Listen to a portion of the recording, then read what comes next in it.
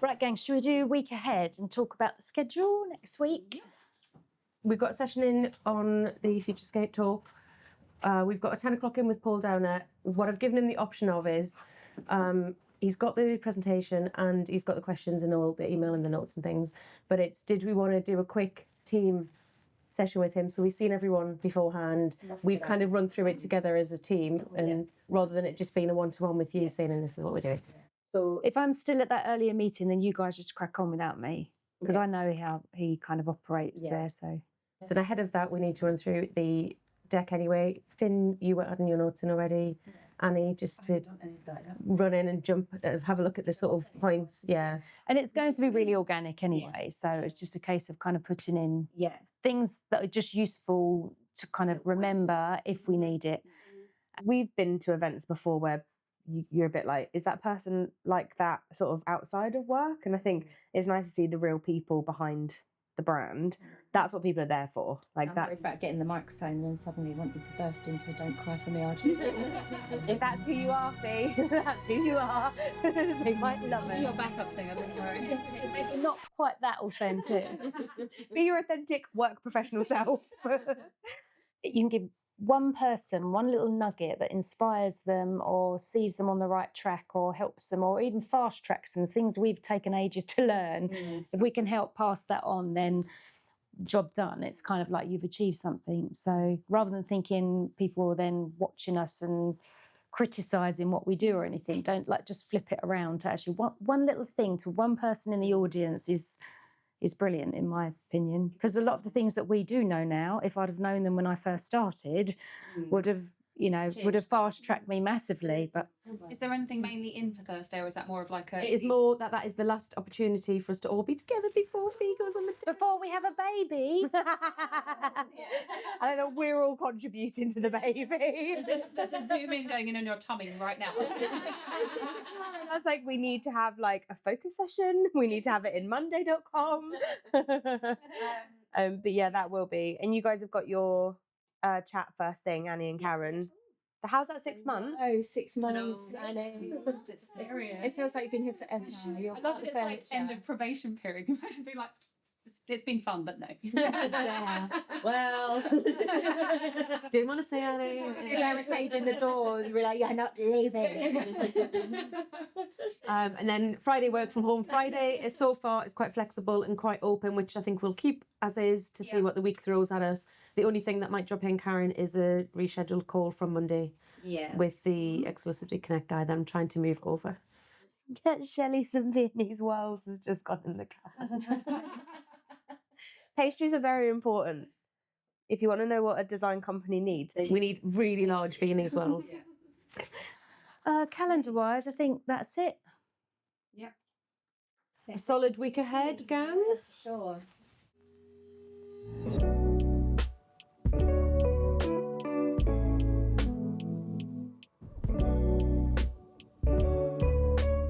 So it's really important to us to really understand the client and their brief and their requirements for a project. If they come to us, it's because we really want to understand their character, their style, their personality, how that garden will elevate their lifestyle. And the way our process works is that we very much take all of that into consideration. My vision is that we're creating really beautiful gardens, but equally the delivery of those gardens is as immaculate as the garden is beautiful. I would love to have an update on the project. Yes. I know you guys went to see the clients and she's brilliant. She's completely on board with our process, very much. Great example of trust the process in terms of our stages. So it feels like a really good project. So I'd love to have an update on that. Yeah, so it's 3 different levels. And obviously, as we know, any garden on a slope, retaining walls is big money when it comes to budgets and things like that. So the general consensus was if we can leave the existing retaining walls and steps in place, then the budget can be used in other places with trees, greenhouses, those sorts of things. So we've said, let's get a quote to provide you with your optimum garden, everything you want included. Get a landscaper to quote for everything. If costs are coming out quite expensive or we are looking at phasing elements, which we know with this client we will be, that's a phase that could be done second phase if we can start from the back and work our way forwards. We really want to explore the full potential of a client's garden or their outdoor space, and it's important that we go through the process so that we can really maximise that outdoor area. When it comes to budget, we will always discuss with the client whether we're designing to a set budget that they may have or their brief and their requirements and the remit within what they're asking can be very different from the budget that they have in their heads. We would always share case studies with a client so that we can look at previous projects and say, this is a really similar kind of project. There was X amount of hard landscaping, there was this amount of soft landscaping in terms of trees and plants. We had these really key feature points, and this is roughly what it cost, so that clients can get an expectation of what these things can kind of cost. However, obviously every garden is different, every garden is bespoke to that client, so the costs can vary hugely. It's about a free flow of conversation really with the client, as long as they trust the process and allow us to explore, and then we will work with them to really kind of hit the budget and what they're happy to spend. She's bang on south facing, so it's a hot space. So it's going to be about creating those kind of shade areas and kind of more usable space, because at the moment, as you can see, it's kind of a mass of paving. And actually, the further up the garden you go, the less they use it. So what we're trying to do is encourage them really into the garden, because at the moment they just stay down by the house, don't they? Normally, I don't like to put hard landscaping right against the house, but the doors here do open against the house. So when they come out, they then slot back against the house. So you don't want to be...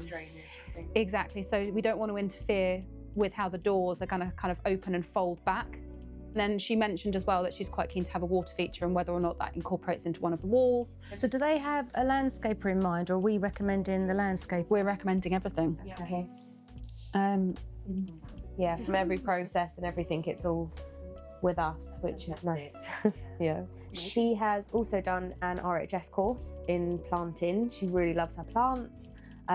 So even though it's obviously like the last stage of our process, she's going to really love getting to that stage with us.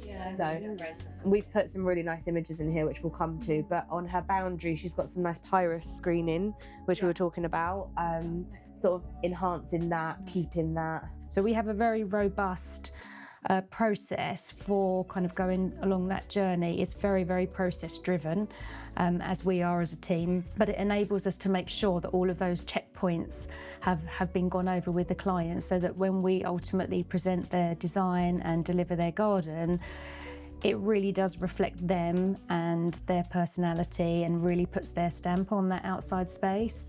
Her kids are at an age where like they're sort of going to be starting secondary school soon, and I think about like 10, so they're not, you know, tiny where they need loads of play equipment and things. So it's almost, how do you take this garden from the age that their children are now, make it fun and interactive? There's step stones, there's a swing chair and things like that, but it is also a grown up enough garden that it will develop over the years with the children growing up. I love how we take the time to really understand the client's like lifestyle as well, because it's so important, isn't it? It's like, you've just got this blank canvas right now, and then how is that going to be used? How is that going to add value to your kind of life as a family? You know, it's just so nice in terms of working from home, the children playing, eating, somewhere to kind of come together. I love that. I believe that's it. Oh, well done.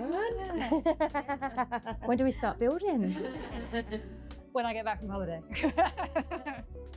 If I get really breathless, it's because my baby's head's in my lung. So I just, I'll just catch my breath and keep going.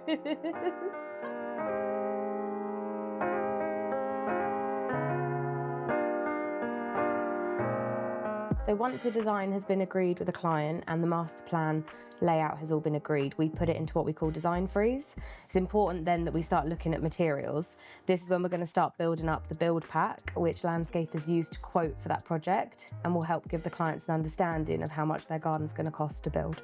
Okay, so looking at this client's master plan, the next stage we've got is for them to come into the studio to discuss some of the material inspiration that we've put together for them. There's a bit of a combination of grey, darker tones, but also mixing in some warm tones as well, like the oak elements and more like sort of buff colours in there as well. So if we can get the board together for that meeting, it'll be great for the client to be able to see all the options available and hopefully narrow down some choices to what they prefer. It's looking as an option for the steps. Okay. So we're looking at a material that could be cotton, which we have out on the table already. Yeah. But these are then some of the alternatives. So do they want to go for something cream that's something a little bit different? Do they want cotton? Yeah, I mean, for me, I would automatically be drawn to either those, only because of how good the kind of foliage is going to look. Yeah. So let's rule those out then, and then we I'd don't. maybe take the paler out. Also, from a garden maintenance point of view. Yeah. Splashes of dirt. Flashbacks and things like that. Exactly. It's not ideal.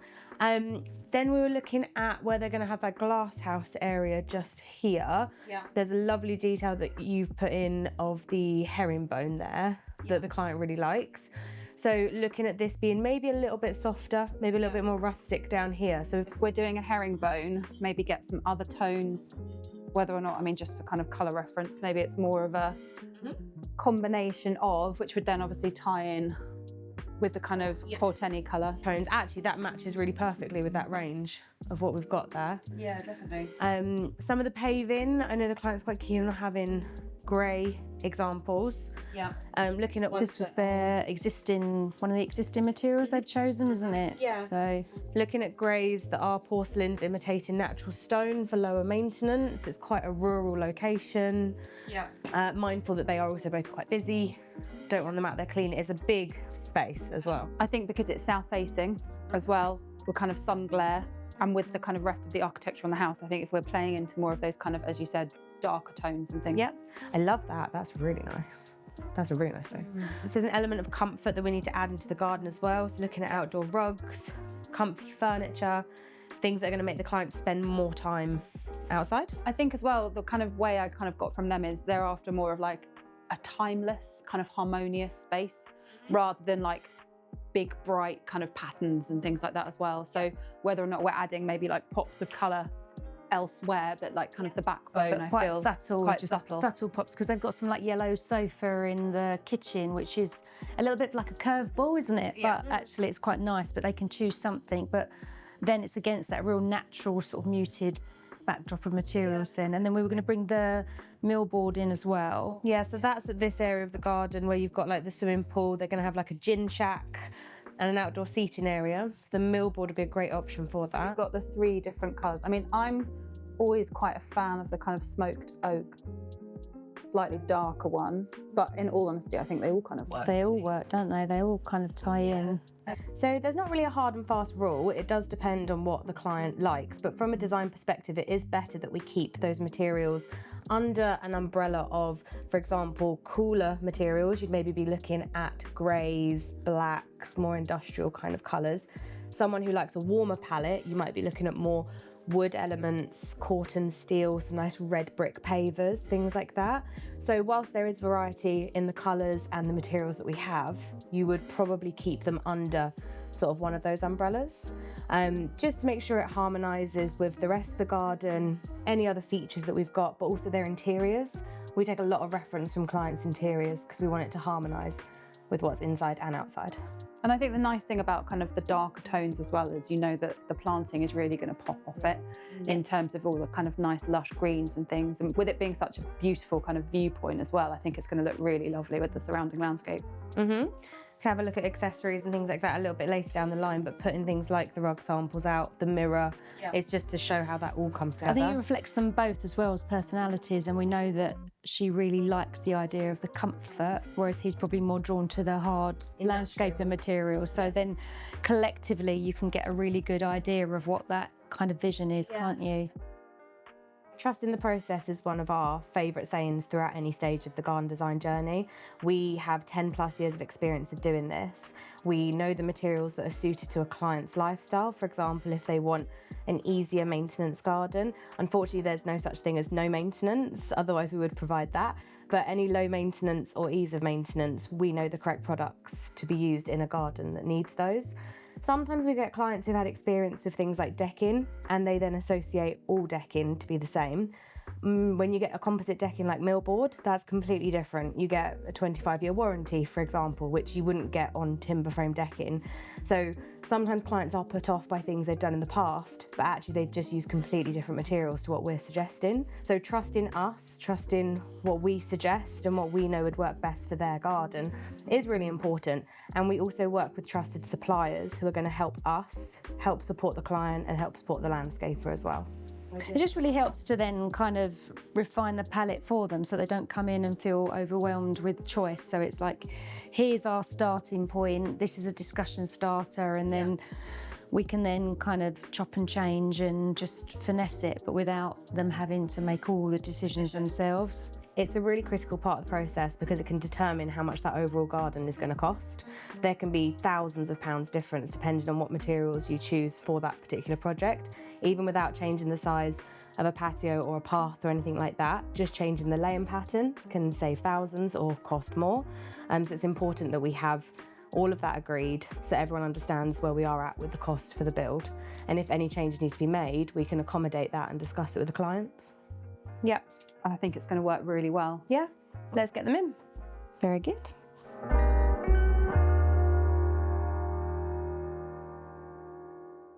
Once the design has been in design freeze and we've kind of had the layout finalised, we would then work on the kind of planting palette and breaking the garden down into different zones.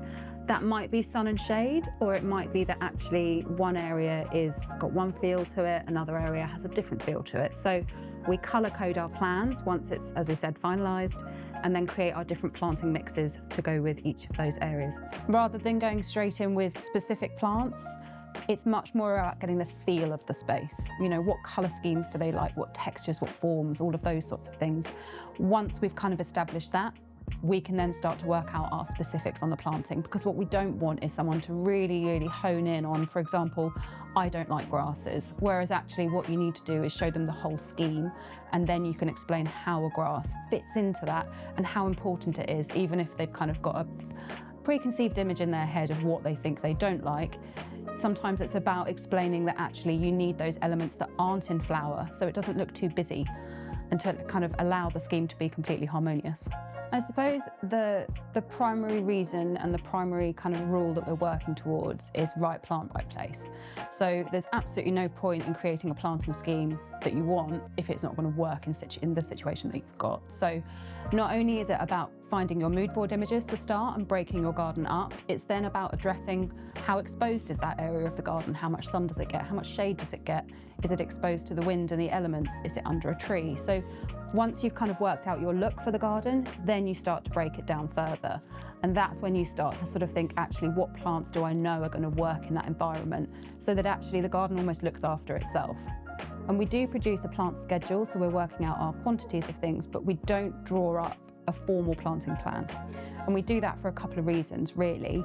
The main one being that it gives you the creative license when you're on site, you've got your plants, you've definitely worked out, as I said, you've worked your mixes out for your different areas of the garden and your different beds, but actually there's a real nice organic feeling about being on site, and you know, Karen and I being there together, and two brains are better than one, and we really work out how the garden is going to flow together, and whether that's someone standing at a certain point and thinking that a particular colour is going to be nice to kind of catch your eye. It's all of those decisions that it's really hard to make on a computer, but when you're on site, it happens really organically, and it's a much more seamless, time-effective way to do the process. I almost feel like at the end of a project, you know, the plants are kind of what make it at the end of the day, and you want to finish the process properly. So actually, by having a team of horticulturally trained people putting your plants in the ground, you're having that peace of mind that your scheme is going to do well and things have been planted correctly.